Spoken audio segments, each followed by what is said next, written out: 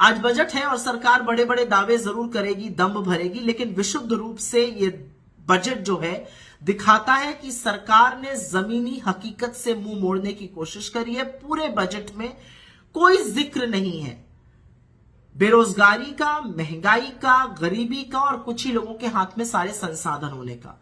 यह अलग बात है कि इस बजट ने सरकार का असली चाल चरित्र और चेहरा सामने लाके रख दिया है। जब बजट प्रस्तुत होता है अगले साल के लिए, तो इस वित्तीय वर्ष का जो असल में खर्च हुआ है, अनुमानित एक होता है और जो असल में खर्च हुआ है उसके बारे में भी असलियत बयां करता है। मोदी सरकार ने कृषि पर, प्रधानमंत्री किसान सम्मान निधि पर, शिक्षा पर, स्वास्थ्य पर, आदिवासियों पर, दलितों पर, मनरेगा पर लगातार पैसे में कटौती करी है।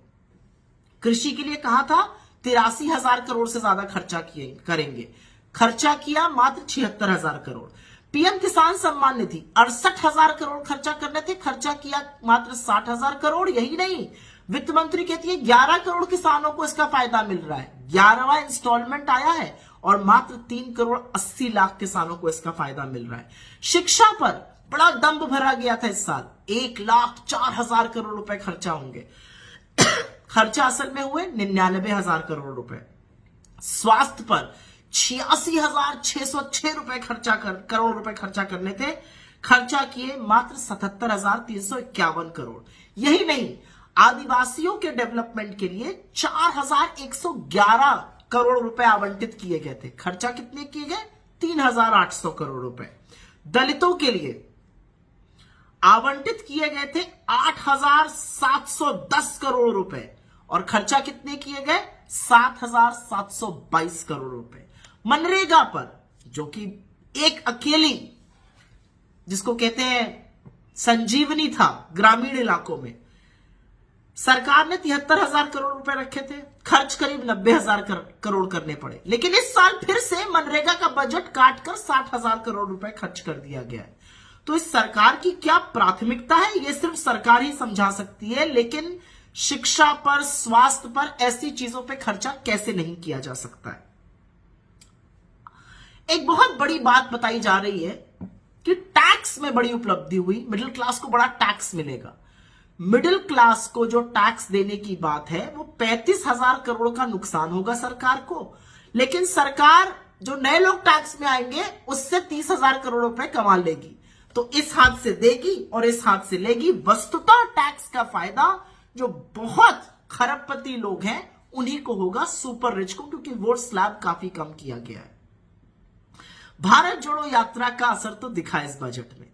वित्त मंत्री ने बोलना ही शुरू किया कि सबको ग्रोथ का अंश मिलना चाहिए। ये वो कह रही हैं जिनकी आंख और कान के नीचे 1% आबादी 40% संसाधन और वेल्थ पर बैठी हुई है।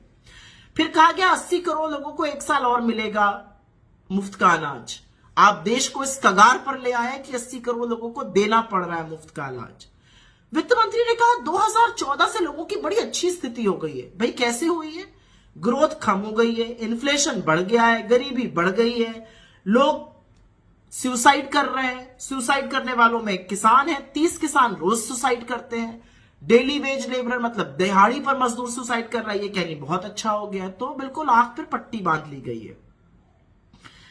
फिर इन्होंने कहा पीएम आवास योजना, पीएम आवास योजना पर 48,000 करोड़ रुपए दिया गया था, वो बढ़ाकर 77,000 करोड़ कर दिया गया। इस साल वो और बढ़ा के करीब 80,000 करोड़ कर दिया गया। मैं आपसे सवाल पूछना चाहती हूं, 42 लाख कम घर बने हैं, टारगेट से 42 लाख कम घर पीछे है, तो पैसा ज्यादा क्यों दिया जा रहा है? क्या इसलिए दिया जा रहा है क्योंकि खर्चा ज्यादा हो रहा है? फिर उज्ज्वला की बात हुई, हमने उज्ज्वला के इतने कनेक्शन दे दिए। अरे 90 लाख तो जिनके पास उज्ज्वला के कनेक्शन है वो दूसरी बार अपना सिलेंडर ही नहीं भरा पाए हैं। एक ही सिलेंडर भरा पाए थे, फिर दाम ऐसे बढ़ाए कि वो इस लायक नहीं रहे। छोटे, लघु और मध्यम उद्योग की बात करते वक्त तो इन लोगों को शर्म आ जानी चाहिए।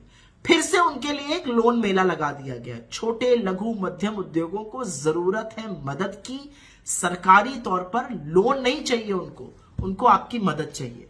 तो बहुत सारी ऐसी चीजें हैं इस बजट में जो गड़बड़ है। ग्रामीण क्षेत्र के विकास के लिए पैसा काट दिया गया है, और यही नहीं, महिलाओं के लिए, क्योंकि बड़ा दम्भ भरती है कुछ महिलाएं इस सरकार में, महिलाओं का पैसा भी काटा गया है। महिलाओं पर वात्सल्य जो एक योजना है और जो मिशन शक्ति योजना है उस पर भी पैसा काटा गया है। मिशन शक्ति में 3000 करोड़ रुपए थे, खर्चा सिर्फ 2280 करोड़ हुए। वात्सल्य में 1472 करोड़ पैसा दिया गया था, 1100 करोड़ खर्चा हुआ। फिर से वही वाला काटने का हिसाब है। तो मोटे मोटे तौर पर इस बजट में ऐसा कुछ नहीं है जिससे कि नौकरी बढ़ेगी, निवेश आएगा और ग्रोथ आएगी। ये बजट विशुद्ध रूप से स्टॉक मार्केट वालों के लिए, खूब अमीर लोगों के लिए, ईवी इलेक्ट्रिक व्हीकल वालों के लिए, ग्रीन हाइड्रोजन एमिशंस, इसका बेरोजगारी पर, महंगाई पर, किसानों पर, मजदूरों पर क्या फायदा होगा, इतना हमें समझाने की कोशिश वित्त मंत्री जरूर करें। बिना उसके ये आधी अधूरी बातें हैं, ये खोखले दावे हैं, ये बड़े बड़ी डींगे भरते हैं, लेकिन वस्तुतः खर्चा उन आंकड़ों से बहुत कम करते हैं जरूरी चीजों पर।